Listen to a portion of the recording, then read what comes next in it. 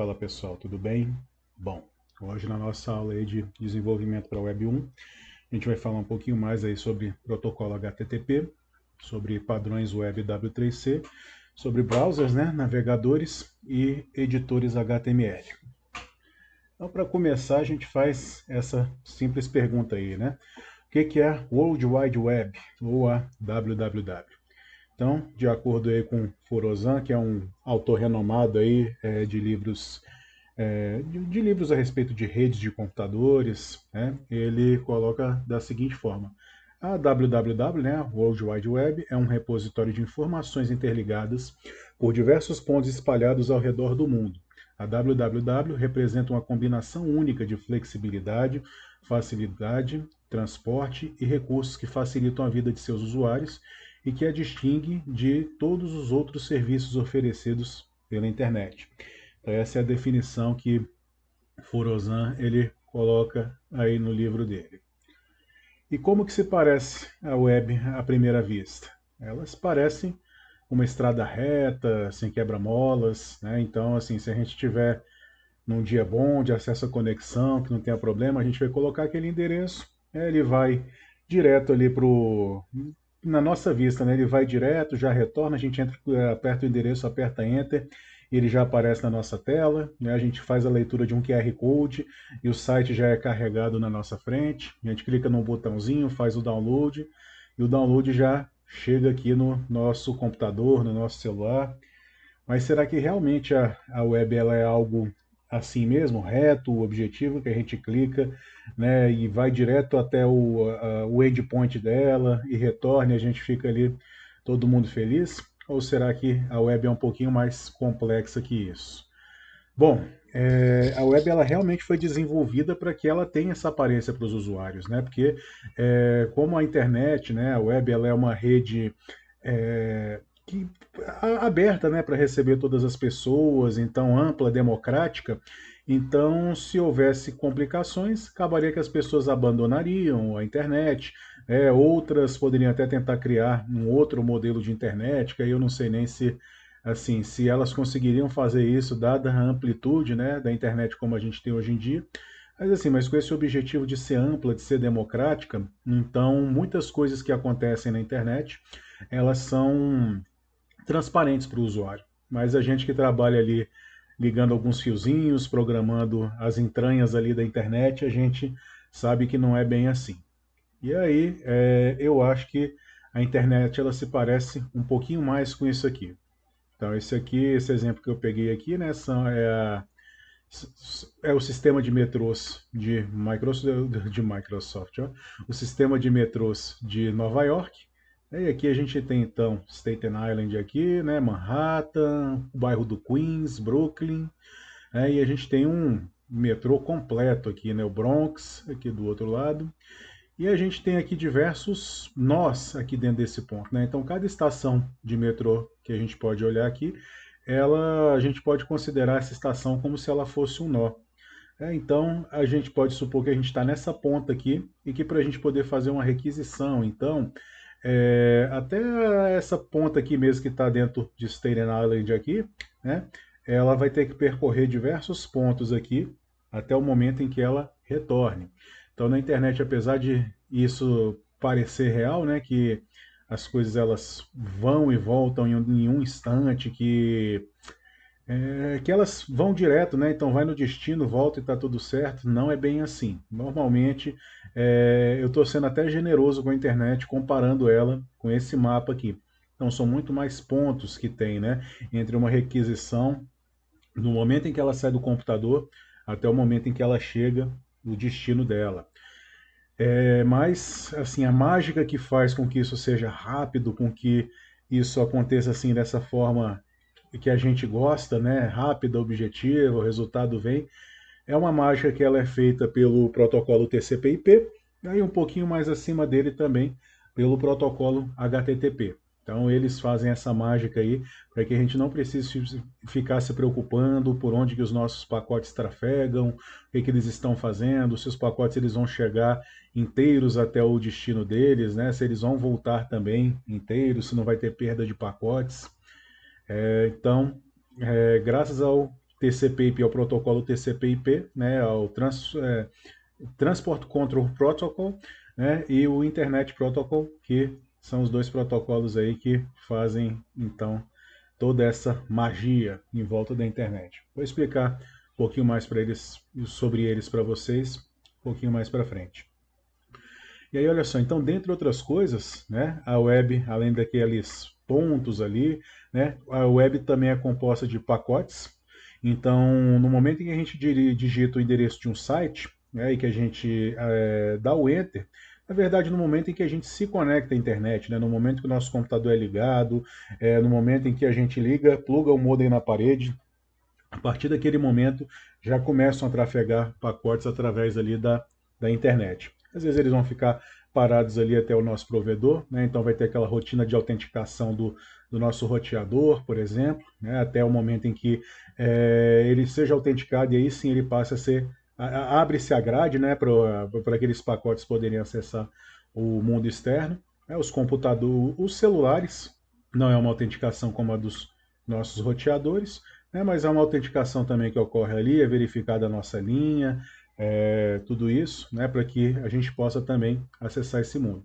Então, outras coisas aqui que a gente tem são os roteadores, né, então é por onde os pacotes eles passam. Então, aqui nessa nossa comparação seria como se fosse cada estação dessa aqui. Então, é um roteador, é um ponto onde ele para, e desde a nossa casa até o momento em que essa requisição ela chega ao destino dela, ela passa por muitos roteadores, muitos mesmo. Rotas, né? Então a web também é composta por rotas, então são os caminhos pelos quais os pacotes eles devem trafegar. Então o pacote para ele chegar de um ponto A até um ponto B, né, naquele transporte ponta a ponta dele, ele pode ir por diversos caminhos, mas o Internet Protocol ele tem essa preocupação, né, de fazer com que esse pacote ele trafegue ali pelos melhores caminhos para que ele possa chegar ali. O TCP/IP, né, ele se preocupa com isso para que o pacote ele trafegue pelos melhores caminhos para que ele possa retornar rapidamente. E aí a gente tem também os endpoints. O endpoint é o meu computador, é o seu computador, é o meu celular, é o seu celular, é o computador onde está hospedado aquele servidor, né, do site onde você entra. Então, a web, basicamente, né, se a gente for falar de uma forma mais simples aqui, né, se a gente fosse falar mais complicado, a gente tem backbones, links de rede, né, então N coisas para poder falar, mas de forma simplificada aqui para o nosso aprendizado, a gente pode dizer que são esses 4 itens aqui que a gente tem, né, que fazem a web funcionar. E aí vocês me perguntam, né, e como é que a gente faz para organizar tudo isso?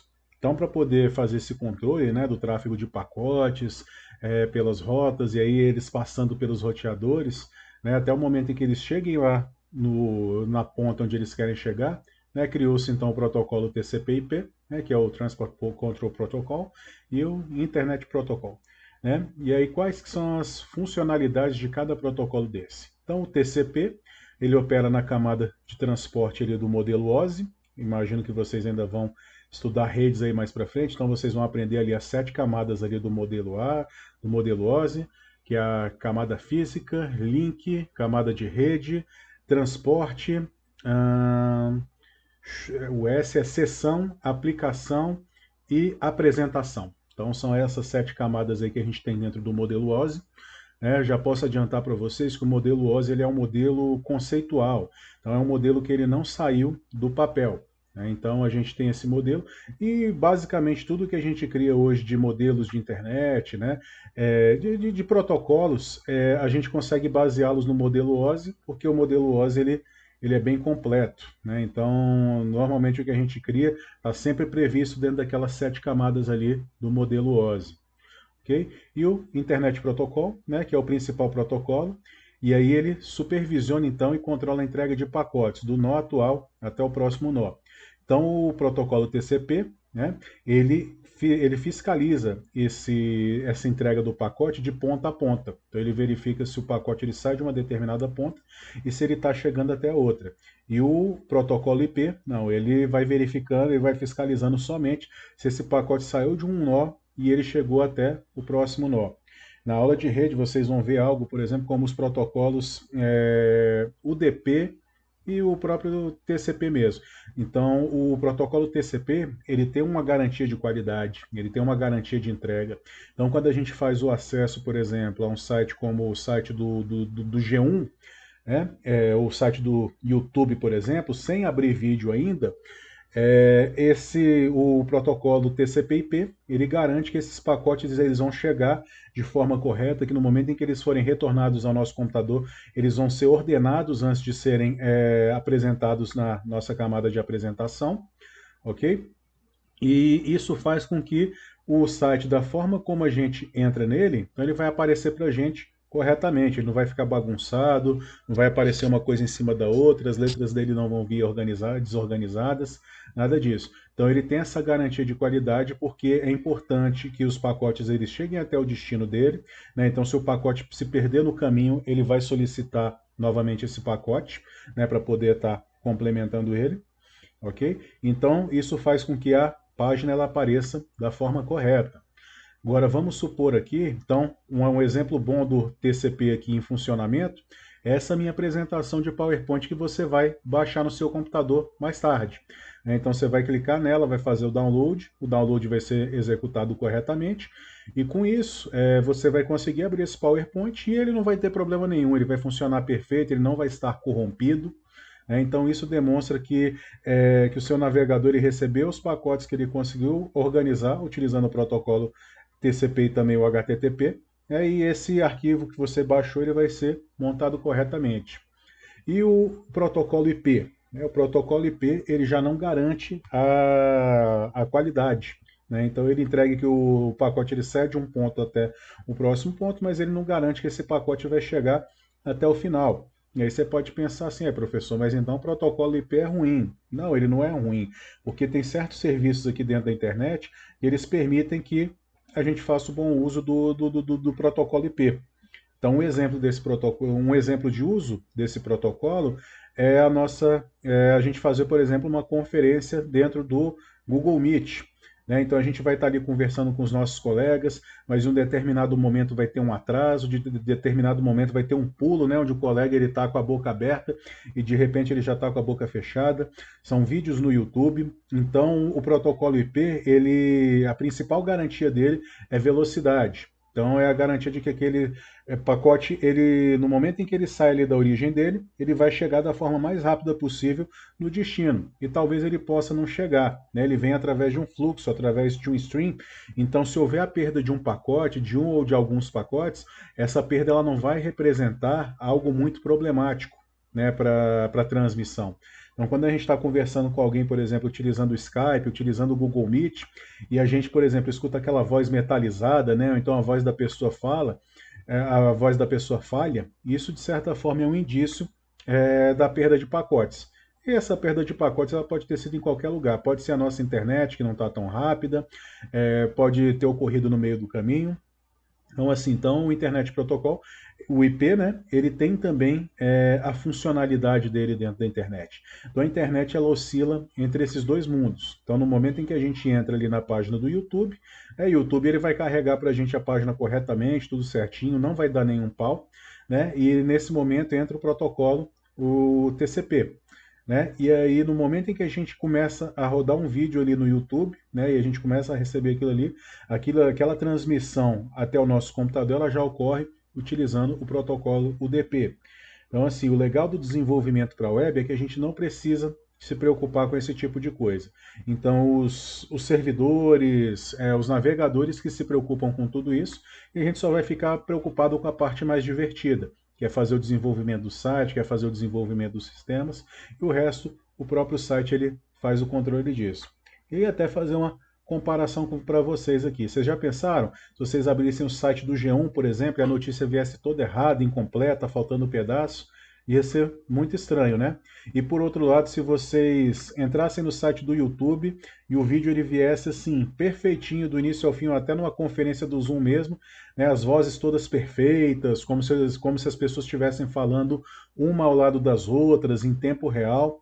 Então, assim, talvez a internet ela caminhe nesses próximos anos para algo que seja bem próximo disso, porque a velocidade dos meios de transmissão está aumentando, né? As tecnologias estão se tornando mais baratas, então é algo que dentro de um curto ou médio prazo é possível que a gente veja cada vez mais então, a qualidade do vídeo melhorar e também a qualidade do vídeo melhorar, né, e também a qualidade de voz, desse tipo de coisa. Mas assim, vai ter alguma mudança? Vai deixar de se utilizar o protocolo UDP para poder se utilizar o HTTP? Não, isso não vai acontecer. O protocolo UDP ele vai continuar ali funcionando ali por debaixo do capô, né? Só que, devido a esse avanço da tecnologia, essa melhoria da qualidade, essas pequenas falhas elas vão se tornar cada vez mais imperceptíveis, porque elas vão ser reduzidas consideravelmente. Então, é algo assim que a gente ainda, vocês vão poder acompanhar isso aí nos próximos anos da internet. Ok? Vamos simplificar um pouquinho então. Né? Apesar da explicação ter sido longa, né, acho que a gente pode tentar resumir aí de uma forma melhor. Então, olha só, o TCP ele é responsável por garantir que os pacotes saem da origem e cheguem até o seu destino. Então, o TCP, ele é como se ele fosse aquela avó do menino, né? Então, vai lá, bota o casaquinho nele, deu o café da manhã reforçado e fala, meu filho, ó, vai lá para sua escola. E aí, ela bota ele no carro, né? Vai dirigindo com ele ali, a velhinha de 99 anos, dirigindo com o netinho até dentro até a escola, né? Vai largar o menino na porta da escola, vai ver ele entrando para dentro da escola, e aí só nesse momento ela vai embora, porque ela teve aquela garantia, né, de que o pacote ele saiu lá da casa dela e ele chegou até o destino dele. O IP já se parece mais com pai de criança, né? Então eu sou pai de criança, então ainda não faço isso não, mas pretendo fazer em breve. Então ele é responsável que os pacotes eles utilizem uma forma performática, né, de um nó para outro. Então o protocolo IP ele não vai se preocupar se aquele pacote ele vai chegar ali até o final. Então o pacote IP é como se fosse o pai. Chega, menino, vai para a escola, acorda ele, tá, empurra um pão na boca do moleque, né, bota ele para correr lá, bota ele para fora de casa chutando a bunda dele, e na hora que o menino vira a esquina, ele já entra para dentro de casa e vai ver o jogo de futebol, né, vai ver o jogo do Brasil. Então é mais ou menos assim que se comportam os protocolos TCP e o IP. E aí, com a união desses dois protocolos, então, a gente tem a internet da forma como a gente conhece ela. E como é que se encaixa o protocolo HTTP nisso tudo? Pessoal, então o HTTP ele é um outro protocolo, né?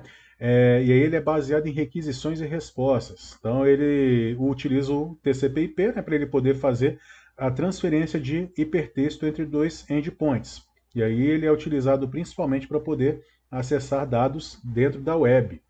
Então, o HTTP, ele se chama Hypertext Transfer Protocol, e aí ele serve exatamente para essa finalidade, para poder fazer a transferência aí de informações através da internet. E como é que funciona uma requisição HTTP, pessoal? Então, a requisição HTTP tem 4 componentes nela.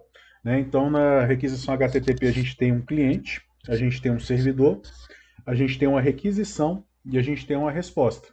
Então, o cliente ele faz uma requisição a um servidor e o servidor devolve uma resposta para esse cliente. A resposta vai ser boa sempre, né? Então, sempre que o cliente solicitar uma determinada página, alguma coisa assim, o servidor obrigatoriamente vai fazer a devolução dela? Não, não vai ser. Para isso, o protocolo HTTP ele tem alguns códigos de resposta, onde ele tem uma infinidade de respostas que ele pode fornecer para o cliente. Mas isso aí eu vou estar mostrando para vocês daqui a pouquinho. Vamos continuar aqui. Então, para a gente, né, utilizando o nosso computador, para o leigo, a requisição funciona assim. Então, o cliente manda a requisição, o servidor já volta e fica tudo ali mesmo, né, papum, já voltou. Só que não é exatamente assim que funciona. Né? Então, vamos olhar aqui então como é que funciona uma requisição HTTP mais ou menos de verdade, né? Porque eu não posso nem dizer que isso aqui é de verdade, que eu teria que superdimensionar esse modelo muito para que ele se parecesse com o real. Então o cliente aqui ele faz uma requisição, então esse pacote, essa sequência de pacotes que ele vai enviar, né, eles trafegam por esses nós, então eles vão indo de nó em nó aqui, né, vão indo, pode vir por esse em um determinado momento, pode ir por aquele, né, e como é que funciona isso exatamente? Então o cliente ele faz a requisição, e aí o protocolo IP, ele fala assim, opa, chegou um pacote aqui, por onde que é mais rápido eu mandar esse pacote? É mais rápido eu mandar para esse nó aqui ou eu mandar para esse próximo nó aqui? Então eles têm uma tabela de endereços para onde eles podem estar enviando as requisições, né? Então ele consulta essa tabela e nessa tabela ele tem os tempos de respostas de cada nó. Ele fala assim, opa, o nó que está me respondendo mais rápido é esse aqui, então manda para ele. Mandou para esse aqui vai fazer a mesma coisa, protocolo IP. Beleza, recebi esse pacote aqui, e aí, mando para cá ou mando para cá? Qual que é o nó mais performático aqui para poder chegar dentro desse servidor? Então, é esse nó aqui. Então, encaminha para ele. E aí, esse nó chegou no nó final aqui antes do endpoint, ele vai falar assim, opa, peraí, recebi um pacote aqui, e agora? Ah, é para aquele servidor ali. Então, já despacha ele para cá. Despachou ele para cá. Vamos supor que seja o caminho feliz, né? Então, o servidor vai devolver ali aquele conteúdo. E aí o servidor vai devolver para esse nó aqui próximo dele, né? E aí o nó vai falar assim, opa, e aí? Para onde que eu mando? Para cá ou para cá? E aí na tabelinha dele, ele vai ter que esse nó aqui é o mais performático, né? Então ele vai mandar para cá. Chegou nesse nó, mesma coisa. E aí, gente, para onde que eu mando? Eu mando para cá ou eu mando para cá? Não, manda para cá porque esse aqui está mais rápido. Vai para cá. Chegou nesse nó aqui, ele vai falar, opa, olha o cliente bem ali, já vou devolver para ele. Devolveu, fez a devolução para o cliente, está tudo certo. E aí, olha só, então o protocolo TCP/IP, ele se preocupa com essa mensagem que sai daqui, né, e verifica se ela vai chegar realmente até aqui, e na volta é a mesma situação. Ele vai devolver essa mensagem e vai verificar se ela chegou aqui até esse cliente. Então, o protocolo TCP/IP, o protocolo TCP, se ele recebeu a mensagem aqui e ele vê que está faltando o pacote, ele recebeu 1000 pacotes, e aí está faltando o pacote de número 998. O que ele vai fazer? Ele vai devolver aqui e vai falar, ó, quero o pacote 998 de volta. E aí essa requisição vai trafegar aqui novamente, vai chegar nesse servidor, o servidor vai falar, opa, perdeu o pacote 998, não tem problema, manda de volta. Completou seus pacotes aqui, ele vai fazer o navegador ele vai fazer a ordenação disso, né, e aí vai apresentar a página então para o cliente. E já o protocolo TCP, o protocolo IP, perdão, ele vai verificando aqui de ponta a ponta. Então, se saiu desse, chegou para aquele, se saiu desse, chegou para aquele, né, e é assim que ele vai verificando então, mas ele não verifica, né, de uma ponta a outra aqui esse processo. Então aqui, pessoal, a gente tem o corpo de requisições HTTP. Né? Então, como eu disse para vocês, elas têm mensagens de solicitação, que são os requests, e a gente tem as mensagens de resposta, que são os responses. E aí, eles são bem parecidos, então. Então, olha só, a gente tem aqui na saída, né, numa solicitação. Então, a gente tem uma linha de solicitação, a gente tem um cabeçalho aqui desse pedido, né, dessa requisição, uma linha em branco, e aqui o texto, né, o corpo, então, que ele vai estar presente só em algumas mensagens. Né, e aí, no momento que essa mensagem chega ao servidor, ele vai devolver, então, essa mensagem de resposta aqui. E essa mensagem de resposta, ao invés de uma linha de solicitação, ela começa com uma linha de status. Né? Então, ela tem aqui como primeira linha a linha de status, depois ela tem os cabeçalhos, né? Aí aqui a gente tem uma linha em branco para poder separar, e o corpo, né, que vai estar presente também em algumas dessas mensagens. Então, são os dois tipos aqui de requisições e respostas, então, que a gente tem. E aí, dentro disso também, a gente tem a URL, então, o Uniform Resource Locator, né, que é aquele endereço que a gente coloca para poder acessar determinado site. Então, a URL ela é um padrão para especificação de qualquer tipo de informação na internet. Então, tudo que está hospedado na internet, a gente consegue fazer o apontamento para essa coisa utilizando uma URL. Né? Então, ela é composta aqui por 4 partes. Né? Então, aqui inicialmente a gente coloca o protocolo. Então, o protocolo aqui nesse caso é o HTTP. Né? Então, HTTP : A gente poderia ter outro protocolo também como o SMTP. Né? O SMTP que já é um protocolo de transferência de e-mails, né, de envio de e-mails. A gente poderia ter também o FTP, que é um protocolo de envio de arquivos. Né? Então aqui seria FTP : E aqui a gente vai ter o host. Né? Então o que é o host? É o www.g1.com.br, www.etb.com.br. Então a gente vai ter aqui diversos hosts aí que são registrados para que a gente possa acessar eles. A seguir, a gente tem a porta. Então, as requisições feitas pela web, normalmente elas são feitas através da porta 80. Então, e por essa porta ela ser a porta padrão para poder serem realizadas requisições através da internet, ela pode ser omitida. Então a gente não precisa colocar, por exemplo, www.g1.com.br 80 barra. Até porque se a gente colocar, ele vai funcionar. Essa porta ela é transparente. E ele provavelmente ali o navegador vai fazer uma conversão, vai sumir com aquele 2.80 para a gente e vai mostrar o site normal. E aqui a gente tem o caminho, né? Então o path aqui, o que é o caminho? O caminho é como a gente acessa aqueles recursos dentro da estrutura de diretórios através do servidor. Então isso aqui eu estou falando para vocês com base naquela web mais padrão mesmo. Então a gente desenvolve uma página e hospeda ela dentro de um servidor, a gente uma página estática, né, uma página dinâmica em PHP, mas que siga essas regras também, que tem uma estrutura hierárquica de diretórios. Mas hoje a gente tem, por exemplo, aplicações front-ends, né, SPA, como Single Page Application, né, deixa eu falar a sigla e explicar também, né, como o Angular, como o React, por exemplo. Então, eles estabelecem uma comunicação com o nosso navegador e apesar da gente estar utilizando isso aqui, pelo menos até esse pedaço aqui, né, aqui no path ele vai fazendo um controle ali dentro do cliente mesmo. Então, quando se trata de uma página assim, apesar da gente ter as barras ali indicando os recursos onde a gente está acessando, isso não significa que do lado do servidor, né, isso esteja traduzido dessa forma. Ok, pessoal? Então vamos conversar aqui um pouquinho a respeito daqueles componentes então das requisições e respostas aqui. Então, em primeiro lugar, né, a gente tem então o cabeçalho. Né? Então, o cabeçalho, ele na verdade, ele vai ser a principal fonte de informações no momento em que estiver sendo trocada ali informações entre o cliente e o servidor. Então, ele permite a troca de informações adicionais entre o cliente e o servidor. Ele pode ser formado por uma ou mais linhas aí de cabeçalho. Daí uma linha de cabeçalho deve pertencer, então, a uma das seguintes categorias aqui. Então, ela pode ser um cabeçalho geral, fornece informações gerais a respeito da mensagem, pode ser um cabeçalho de solicitação, né? Então ele especifica aquela configuração ali do cliente, o formato preferencial de documentos do site, né? Então o cabeçalho de solicitação, ele parte do navegador. Cabeçalho de resposta, que parte do servidor. Então, ele especifica a configuração do servidor e as informações especiais sobre a solicitação. Olha só, cabeçalho da entidade, então ele fornece informações sobre o corpo do documento. Então ele vai indicar se aquele documento ele é um documento HTML, se ele é uma planilha do Excel. Isso aí a gente pode chamar também do MIME, né, do documento, do tipo do documento que vai estar sendo enviado ali. Então a gente tem alguns tipos de solicitação que são aceitos dentro do HTTP, acho que eu falei 3T's, né?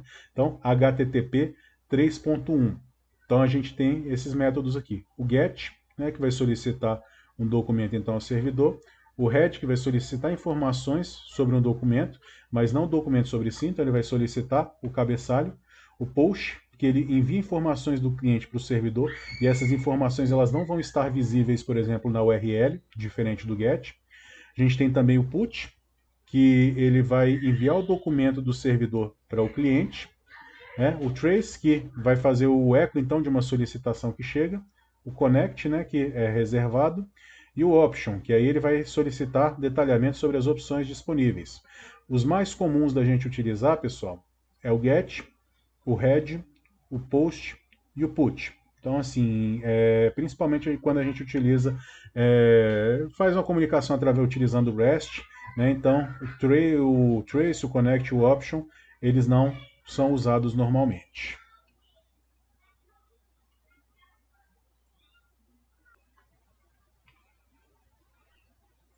E aí agora, pessoal, vamos então olhar alguns códigos de status, né, que são devolvidos então pelo servidor no momento em que uma requisição ela é formulada então. Então a gente tem faixas que dão a gente tem faixas de categorias que explicam algumas coisas a respeito dos códigos, né? Então elas são separadas de 100 em 100, né? Então a gente tem aqui a faixa dos códigos 100, dos códigos 200 até o 500. Então, o código 100 né, eles são informativos. Os códigos 200, eles indicam então solicitações bem-sucedidas, né? Os códigos 300, eles redirecionam o cliente para uma outra URL. Os códigos 400, eles apontam para algum erro do cliente, então alguma solicitação que foi feita de forma errada, né, por parte do cliente. E os códigos 500, então, que eles apontam erros no servidor. Então, vamos explicar aqui para vocês um pouquinho melhor a respeito disso. Então aqui a gente tem alguns gatinhos aqui exemplificando os códigos HTTP. Né? Se vocês colocarem lá no Google Cat HTTP, vocês vão ver vários códigos com gatinhos, né, apontando esses códigos. Então, em primeiro lugar aqui a gente tem o código 200. O que é o 200? Ele é o OK. Então o que significa? No momento em que a gente faz uma requisição a uma determinada página, né, se essa página ela é devolvida corretamente, ele vai dar um OK aqui. Ok? Vamos para o 201 então, vamos seguir a ordem deles aqui. O 201 ele é bem parecido com o cliente, com o 200. Né? Então ele está dizendo o seguinte, created. Né? Então ele está dizendo que aquele recurso que foi solicitado, ele foi criado corretamente.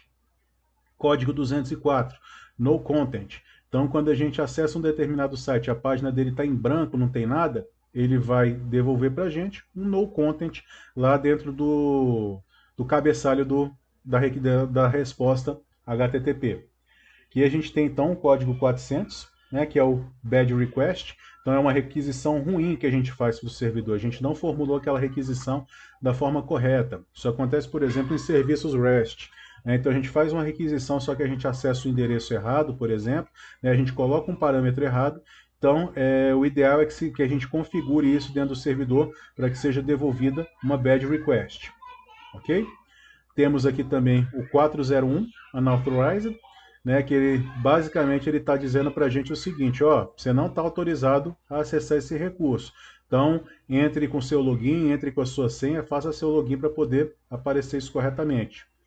402, Payment Required, né? Então ele basicamente está falando o seguinte, ó, beleza, você fez a requisição para o lugar correto, só que você precisa fazer o pagamento para poder visualizar isso aqui. Ok? Esses códigos, pessoal, eles não são transparentes para a gente através da nossa utilização na internet. Às vezes a gente pode receber uma mensagem, isso pode ser tratado do lado do cliente para que seja mostrada uma mensagem clara para a gente. Mas se a gente for inspecionar lá dentro do nosso navegador, a gente vai verificar esses códigos aqui sendo respondidos. Então, 403, né, o forbidden, está dizendo o seguinte, ó, você não está autorizado a acessar esse recurso. Então, acha uma outra forma. Na verdade, assim, o unauthorized, o melhor para ele é o 401. Esse aqui está dizendo o seguinte, ó, esse código ele é proibido para você. Né? Esse recurso que você está tentando acessar, ele está proibido para você. Então você não vai conseguir acessar ele. A gente tem ainda o famoso 404. Né? Então é aquele código que fala o seguinte, ó, essa página não foi encontrada, essa página não existe. Então, se eu for entrar num site como, por exemplo, xptoingabsw.bx4093z.com.br, provavelmente essa página não vai existir. E aí a gente vai receber do servidor um retorno dizendo, ó, essa página não foi encontrada. Vamos ver então outros códigos. 405 aqui, né? Então, método não permitido. Então isso acontece quando a gente tenta fazer uma requisição de algum tipo dentro para o nosso servidor e o nosso servidor ele não tem algo para poder tratar aquela requisição. Então, por exemplo, deixa eu subir aqui um pouquinho. Então a gente pode tentar fazer, por exemplo, um método put, né, dentro de uma determinada URL. Mas se o put ele não tiver tratado, ou aquela URL para se fazer o put não estiver correta, ele vai devolver então esse 405 aqui, method not allowed. Né?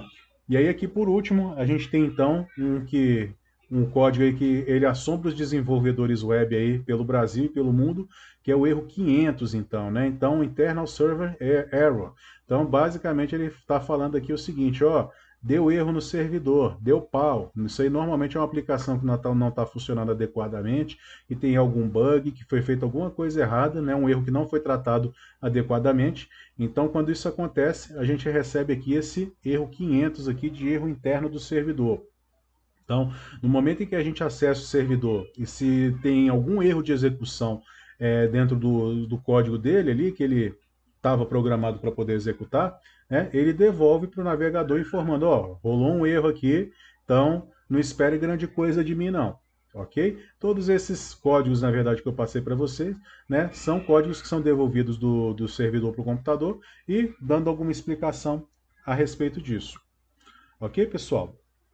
Então, bom, deixa eu fazer o seguinte, então eu vou concluir a nossa aula e aí eu vou mostrar para vocês então um pouquinho a respeito desses códigos HTTP e dos cabeçalhos que a gente recebe, tá bom? Então vamos falar para vocês aqui um pouquinho também a respeito dos padrões que a W3C ela cria, né? Então esses textos aqui eu peguei algo que estava escrito lá dentro do site do W3C e fiz uma tradução livre, né, para a gente poder conseguir entender. Então, olha só, então os padrões W3C definem um padrão de web aberta para desenvolvimento de aplicação e tem o potencial de habilitar os desenvolvedores para desenvolver experiências ricas e interativas, disponíveis em quaisquer dispositivos. Apesar de os limites das plataformas web estarem em constante evolução, líderes da indústria são quase uníssonos em dizer que o HTML5 será a pedra angular para esta plataforma. Né? E a força da web repousa em muitas tecnologias que a W3C e seus parceiros estão criando, como CSS, SVG e WOF. Né? WOF, a pilha da web semântica e XML e uma variedade de APIs. Então, foi como eu falei para vocês lá atrás, pessoal. A internet ela é um território amplo, democrático, né, onde todos eles são bem-vindos. Então, é importante, o W3C ele busca criar esses padrões, né, para poder organizar a internet, para que a internet ela seja mais amigável, né, para aquelas pessoas que estejam utilizando ela, né?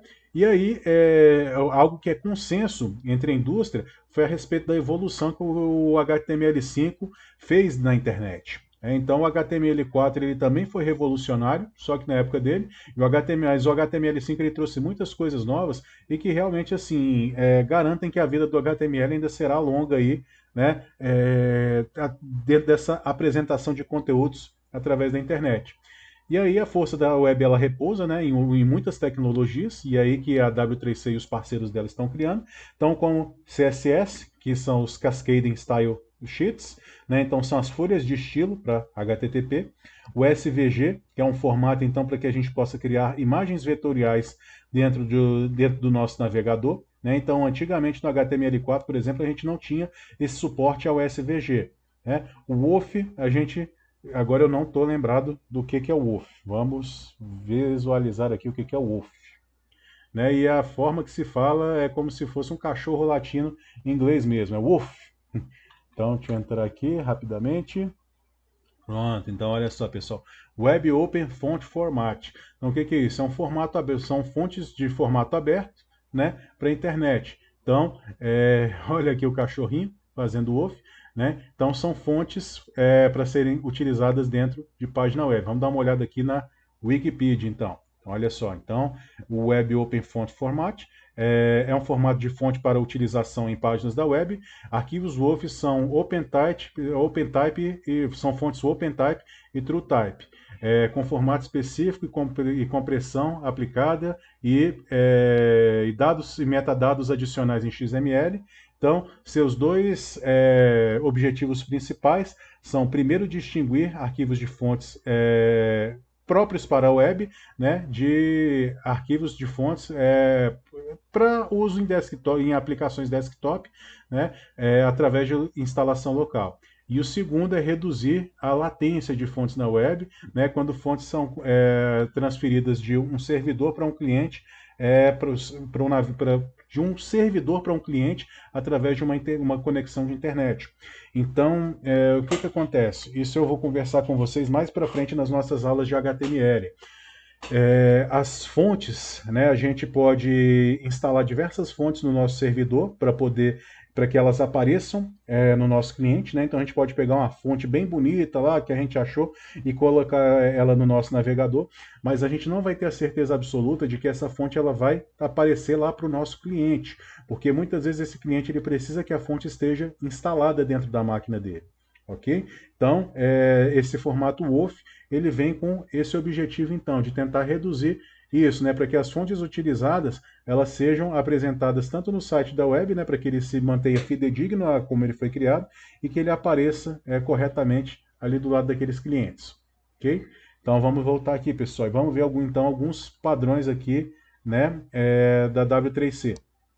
Então a gente tem aqui o primeiro, Web Design e Aplicações. Então a gente tem aqui HTML e CSS, APIs de JavaScript, imagens, áudio e vídeo, acessibilidade, internacionalização, web móvel para dispositivos móveis mesmo, a privacidade, então a aperfeiçoação o aperfeiçoamento da privacidade, né, e a matemática na web. Então, uma linguagem para que a gente possa divulgar matemática na internet, utilizando fórmulas, utilizando aquele serviço, por exemplo, né, aquele editor de fórmulas do Word, então que a gente possa colocar fórmulas dentro da internet de forma clara, né, para que ela fique compreensível pelas pessoas.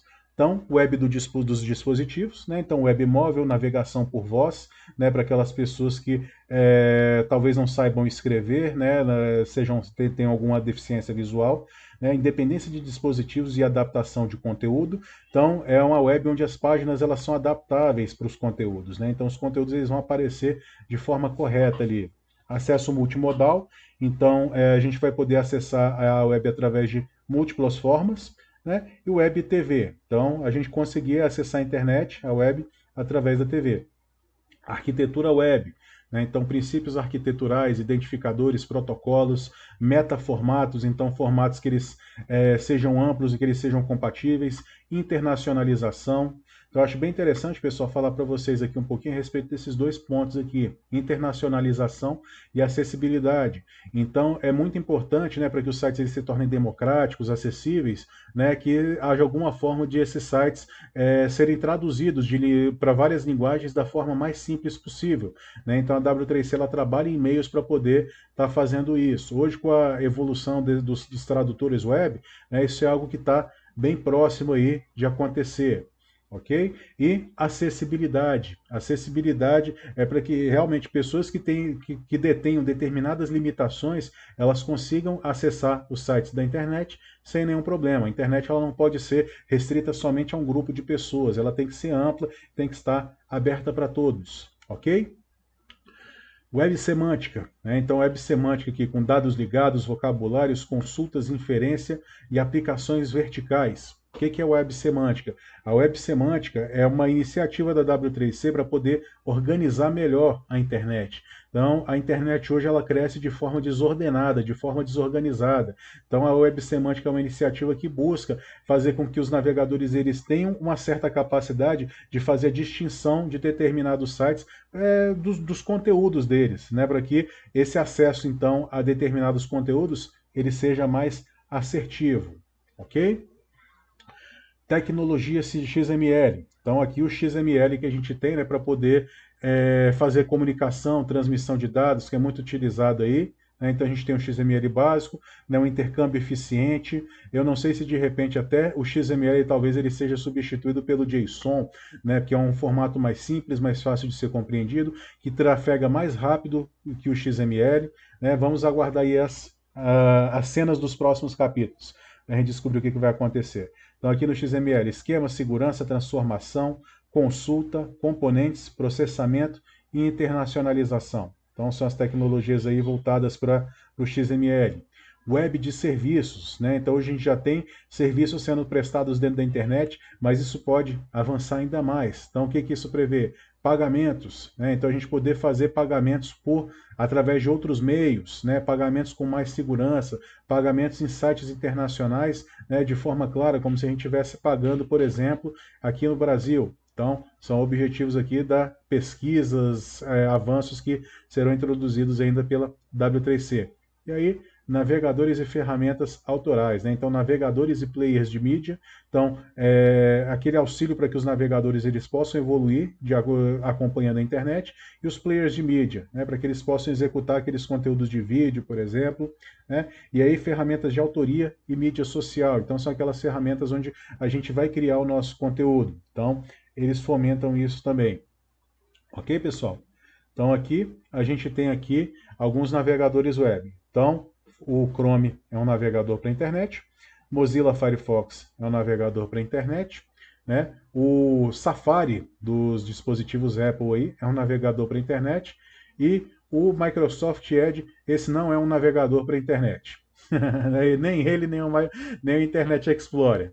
Bom, brincadeira, pessoal. Apesar de eu há muito tempo não utilizar, de eu ter algumas restrições em relação aos navegadores da Microsoft, por eles não serem compatíveis, né, como os outros navegadores eles são, mas a gente tem também aqui os navegadores da Microsoft, que é o Edge, Microsoft Edge e o Internet Explorer, ok? E aqui também nós temos, né, os editores web, então são aqueles editores que a gente pode utilizar para poder estar criando as nossas páginas, então, em HTML. E aí, além do Notepad do Windows, né, do bloco de notas do Windows, que é um editor que ele ajuda a gente a se virar para poder aprender o HTML, a gente escrever certo, né, a gente tem outros que já colocam um pouquinho de melzinho na chupeta para a gente poder desenvolver com mais tranquilidade. Então eu coloquei 4 aqui, apesar de que existem diversos por aí, né? Então, em primeiro lugar aqui, o Sublime Text, né? O Brackets, que é um outro navegador, então, que é gratuito, né? O Notepad++, todos esses aqui, na verdade, são gratuitos, pessoal, menos o Sublime. O Sublime tem uma versão livre dele, né, que você pode utilizar, mas a versão paga do Sublime, ela tem coisas bem interessantes. Voltando aqui, então, Notepad++, também é gratuito, e aqui o Visual Studio Code, né? Então, são aí editores web que a gente pode utilizar para poder escrever as nossas primeiras páginas. Ok, pessoal? Por fim aqui, vamos concluir então a nossa apresentação de slide, para a gente poder brincar um pouquinho com requisições PHP, com requisições HTTP então. Né? E a bibliografia aqui é essa aqui, é o livro do Furosan, né? Comunicação de Dados e Redes de Computadores. Então, a quarta edição foi publicado pela Bookman em 2010. Vamos lá para o nosso navegador então um pouquinho. Então, deixa eu reduzir aqui. Opa! E aí, vamos abrir aqui então o nosso navegador.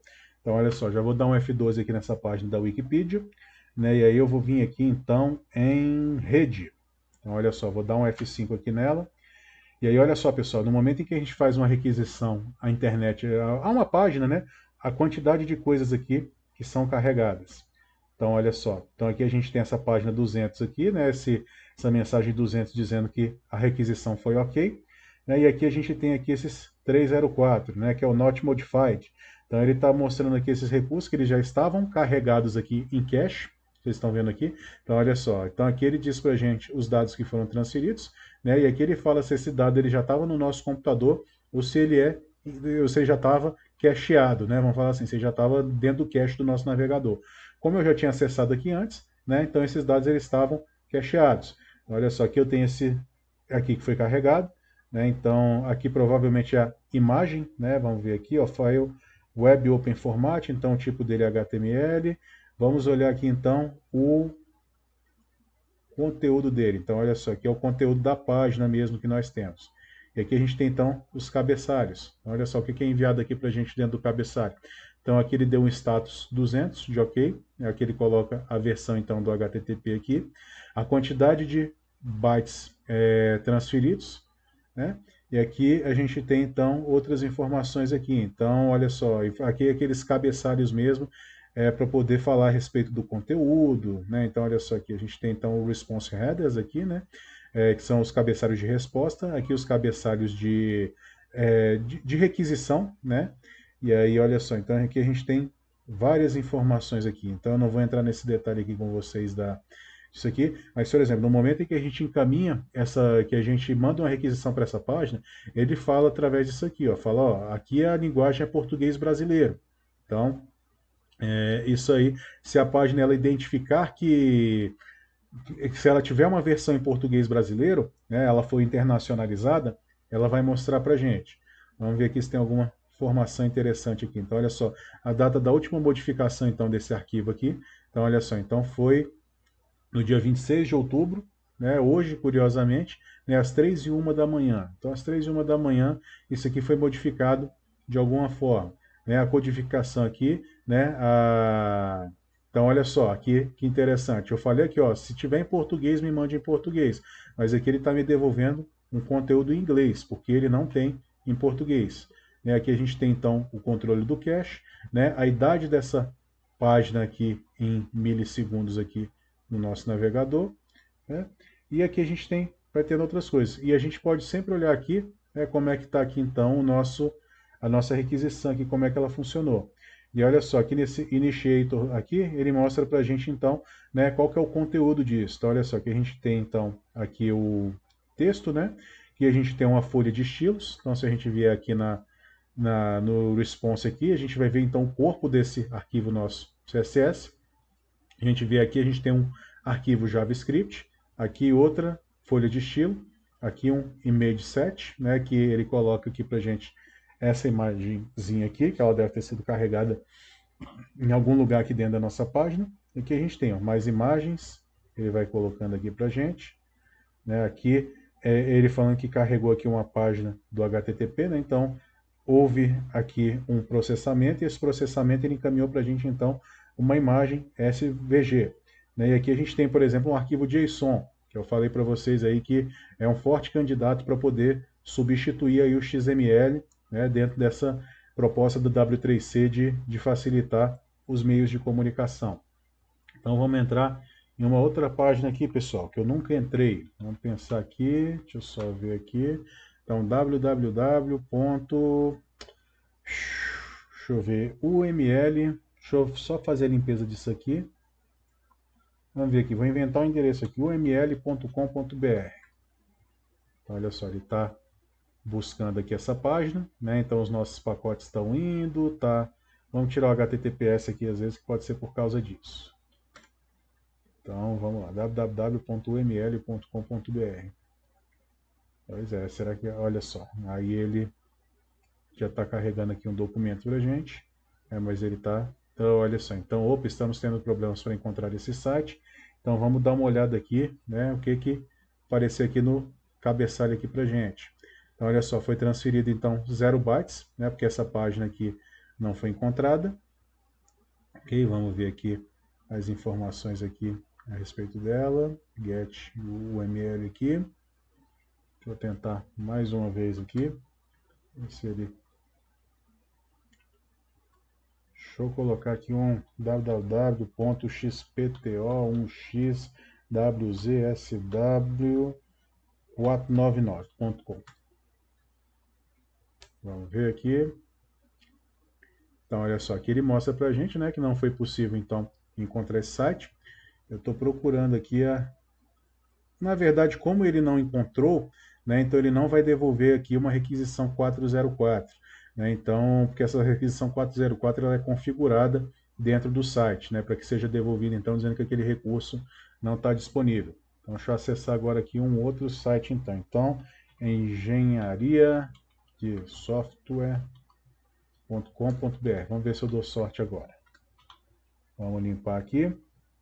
E aí vamos buscar aqui. Então, olha só, opa, achou alguma coisa. Olha aí que legal, pessoal.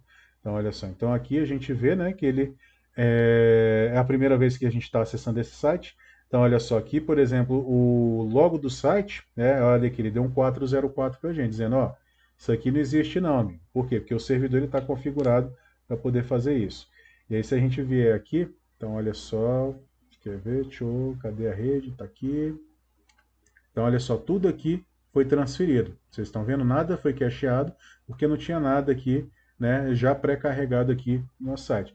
E aqui a gente pode ver como é que funciona exatamente essa requisição. Então, olha só, a gente recebe essa página aqui desse site, né, e aí aqui a gente tem então aqui, quer ver? Cadê? Deixa eu colocar aqui aqui. Então, olha só, então aqui a gente tem o código HTML desse site. Que a gente também pode visualizar ele dessa forma aqui. A gente clica com o botão direito e coloca aqui em ver código-fonte da página. Então a gente vai visualizar o código-fonte. E aí o que o nosso navegador faz? Ele vai receber então esse HTML e ele vai verificar todas as referências que esse HTML está fazendo a algum arquivo e vai começar a trazer esses arquivos. Então olha só, então ele traz aqui esse arquivo JavaScript, ele traz o arquivo CSS, né, esse arquivo CSS, JavaScript, JPEG, que é essa imagem aqui de fundo. Então ele vai trazendo tudo isso e vai fazendo o carregamento disso aqui.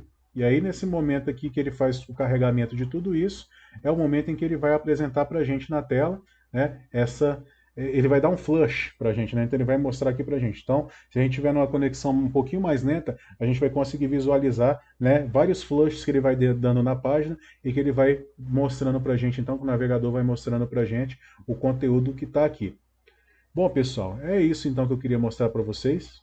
Tanto no Mozilla Firefox como no Google Chrome, vocês têm essa aba de rede aqui para poder inspecionar, né, as transferências que são feitas aqui do computador de vocês para a web ou da web para o computador de vocês. É bem legal a gente olhar isso aqui para compreender o funcionamento do nosso navegador, né? Então, como é que ele age dentro disso aí. E é isso, agradeço vocês pela atenção e espero vocês aí na nossa próxima aula. Valeu!